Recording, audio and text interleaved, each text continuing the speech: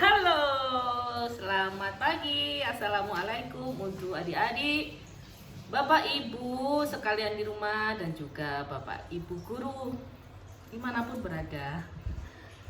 Terima kasih sudah menyimak video-video dari kelasku digital. Nah, untuk sesi kali ini saya di rumah sambil nunggu sesi kelas online untuk Ayo Bermain Coding. Ya, ini contoh sprite.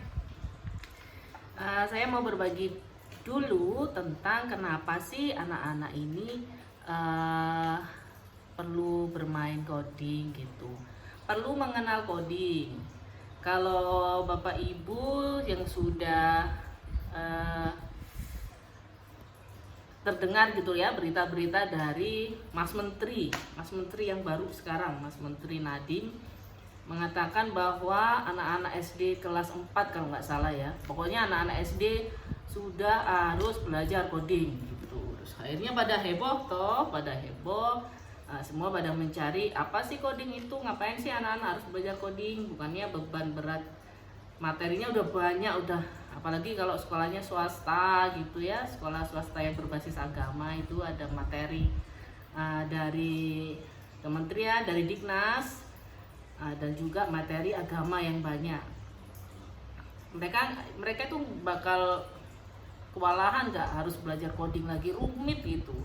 Nah, orang tua yang belum sama sekali kenal mungkin juga berpikiran seperti itu, atau memang orang tua yang sudah bekerja sebagai coder, sudah bekerja sebagai programmer, yang belum tahu bahwa ternyata sekarang itu banyak loh platform yang dibikin untuk anak-anak mengenal konsep dari coding, jadi nggak ngoding-ngoding banget.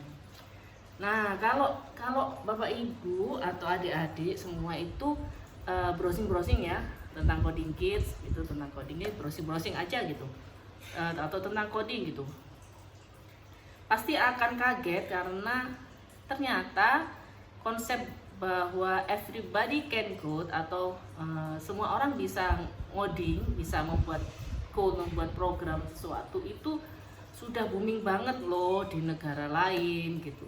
Malah ada teman saya sharing kelas 3 SD di Singapura atau di mana itu sudah wajib gitu, anak-anaknya belajar coding, sudah jadi kurikulum wajib dipelajari gitu. Sementara kita kan masih kaget ya, dan yang kaget itu langsung mengajarkan anak-anak konsep coding yang text base gitu, yang berbasis nulisnya kode beneran gitu. Nah, itu menurut pengalaman saya pribadi, saya mengenal coding sejak 2016, hampir 4 tahun saya mengenal aja. Saya bukan coder basic, saya mengenal dan masuk ke dalam dunianya programmer dan coding itu sedikit demi sedikit gitu ya. Dan menurut saya konsep yang paling menyenangkan untuk mengenalkan anak itu adalah yang visual based programming, seperti Scratch yang di sini ini.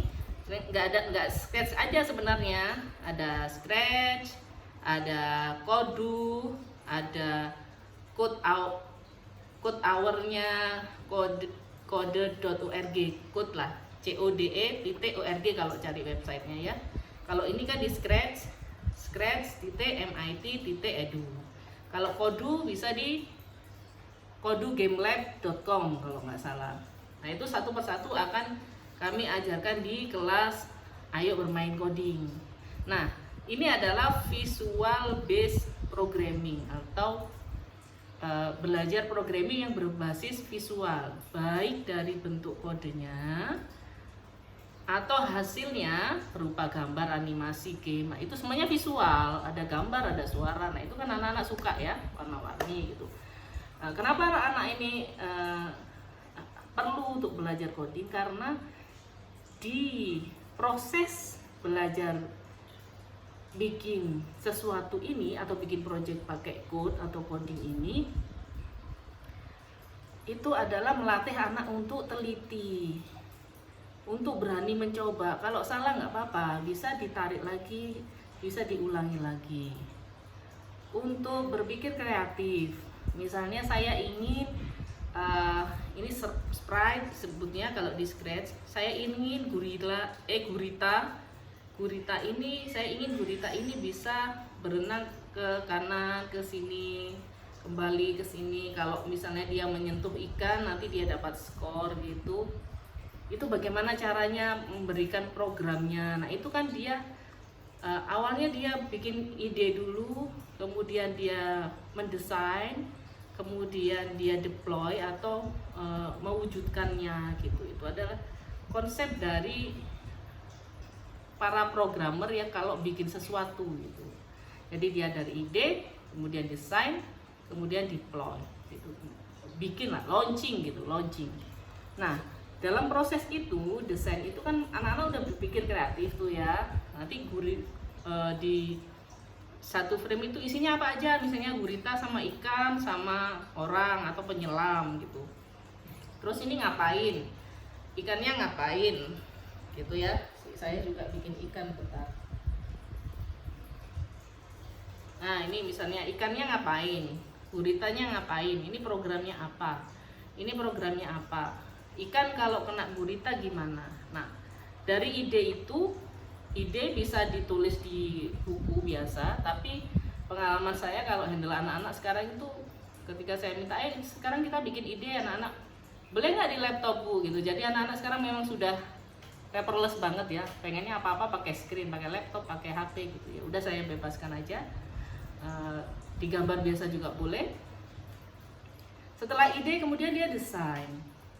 Kalau di orang-orang kita belajar coding itu atau develop apps, aplikasi atau apapun atau website itu ada prototyping. Prototyping itu kalau orang arsitek itu kayak bikin maket gitu loh. Jadi bentuk paling sederhananya itu gimana, misalnya kalaupun ini kita bikin gambar-gambar diguntingi, kemudian dikasih contoh. Jadi orang yang punya ide itu pengen cerita misalnya ke gurunya atau ke temannya, itu ada wujudnya, ada MVP-nya, ada minimum viable product.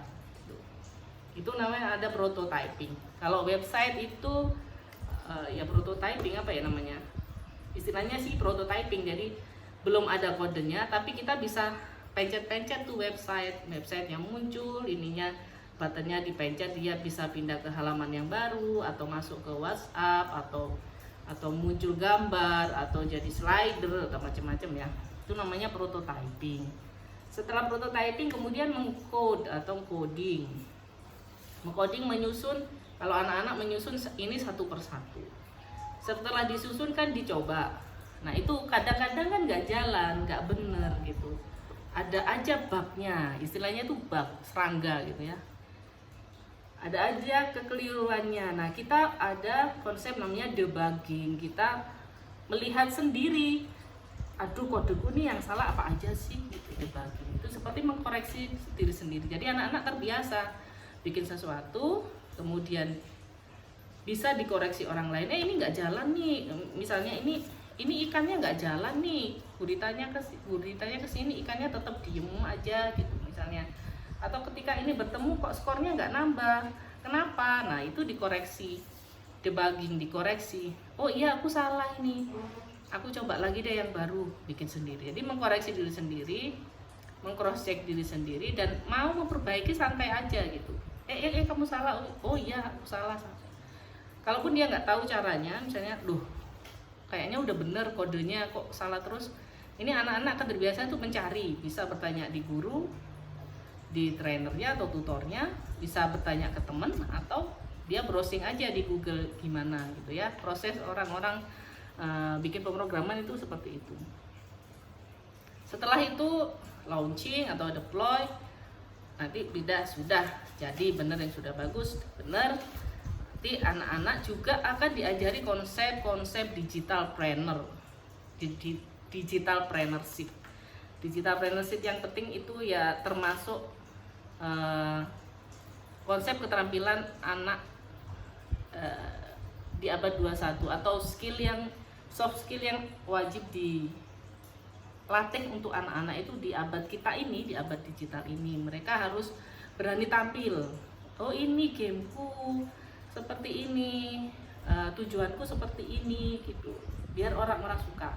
Kemudian mereka membangun portfolio. Kemudian misalnya ada temen, aku mau dong berkolaborasi sama kamu, aku tambahin deh itu nggak cuma gurita sama ikan, aku tambahin penyelam atau kapal selam atau apa, boleh nggak? Oh boleh, aku yang gambarin, aku pinter gambar. Oh boleh, nanti kirimin. Nah itu mereka kerjasama kolaborasi itu untuk hal-hal yang sederhana dan visually kayak gini itu sangat bagus. Itu adalah konsep kenapa sih anak-anak bermain coding gitu. Jadi jangan rumit dulu bahwa anak-anak akan harus ngetik berbaris-baris ribuan line dari code, ngetik tes karena text based programming.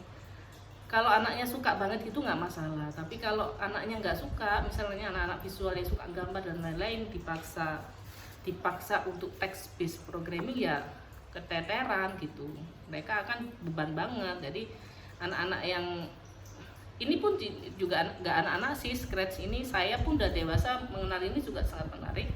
Kalau teman-teman bergabung di grup Facebooknya Teaching with Scratch, itu mana udah sepuh-sepuh, udah tua-tua, kakek nenek bikinin untuk cucunya, guru-guru sharing.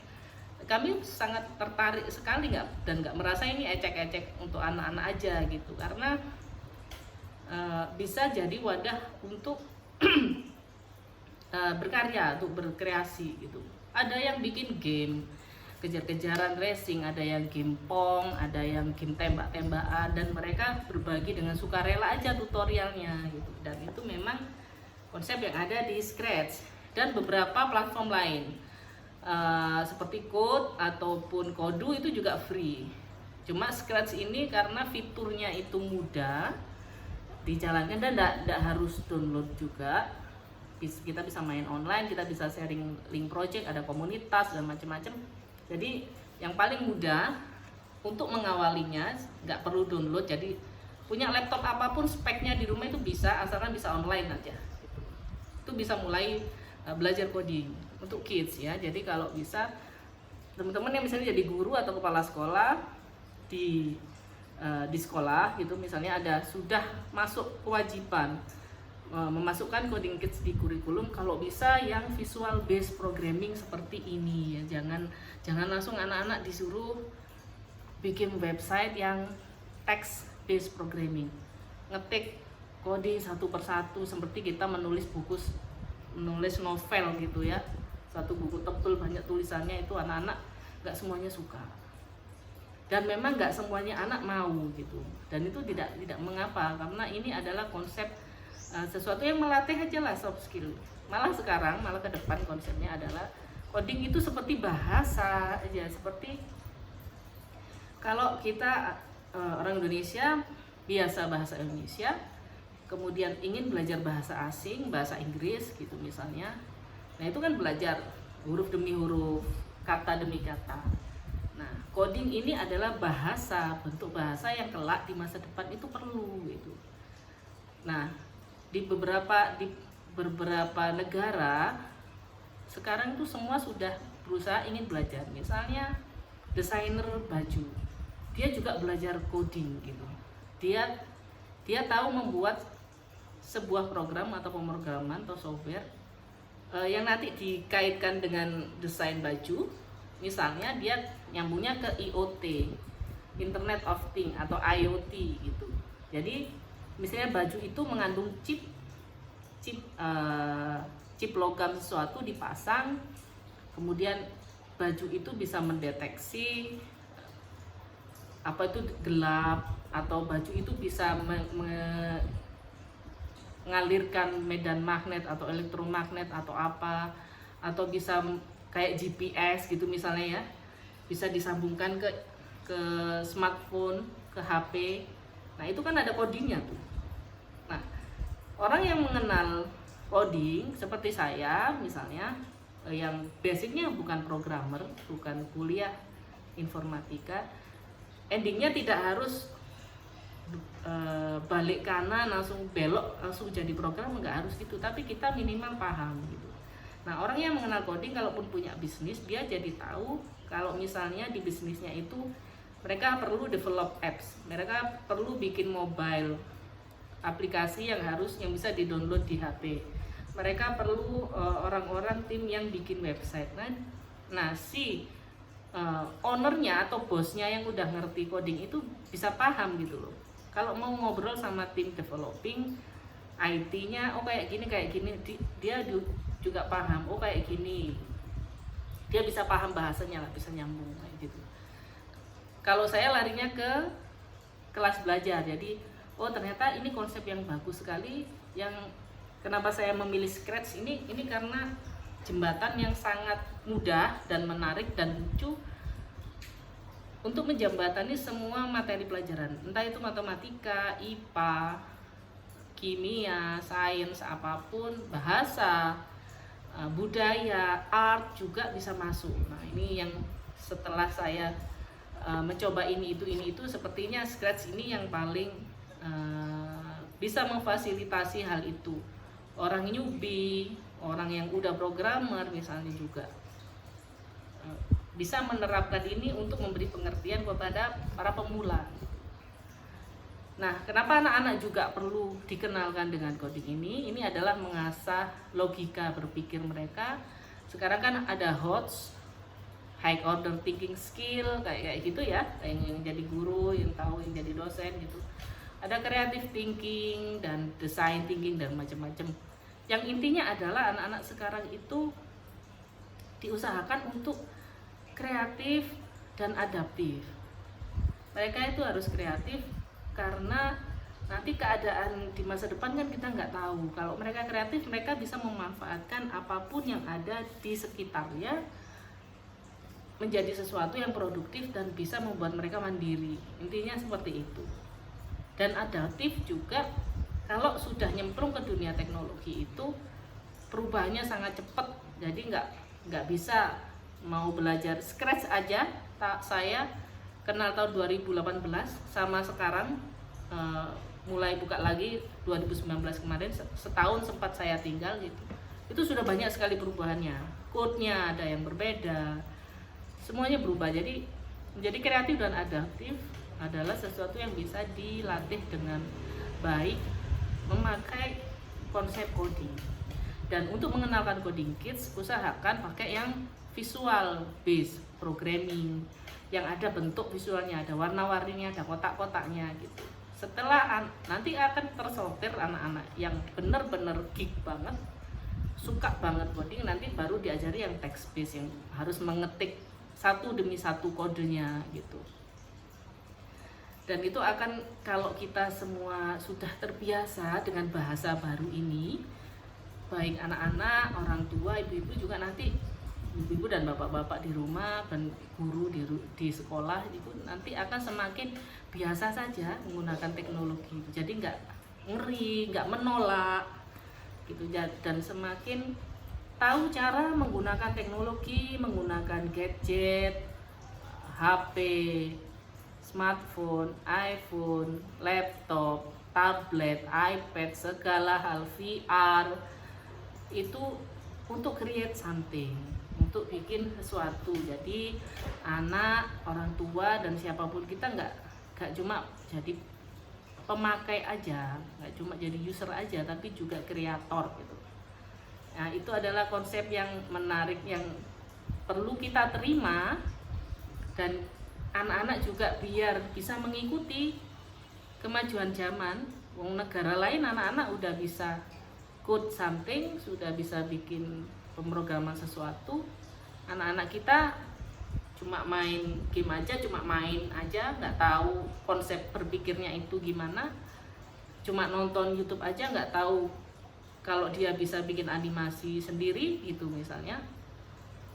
Nanti lama-lama kita cuma jadi konsumen. Kita kalau jadi konsumen harus nurut-nurut aja sama produsen. Produsen mau ngasih produk, kita ambil. Mau harganya dinaikin, kita ambil. Nah, kalau sekarang anak-anak udah dikenalkan dengan coding dan apapun itu yang create something atau kreator membuat sesuatu, maka anak-anak akan menjadi produsen. Dan ketika menjadi produsen, kita adalah di posisi yang bisa mengambil keputusan, yang bisa berkreasi bebas, yang bisa berproduksi sendiri, produktif. Dan itu kita anak-anak generasi kita nanti, mereka akan lebih berani menghadapi apapun ya, entah itu ada pandemi kayak ada apa, kayak dia sudah tahu, oh aku keadaan seperti ini saya akan beradaptasi seperti ini, teknologi baru seperti ini saya akan belajar seperti ini.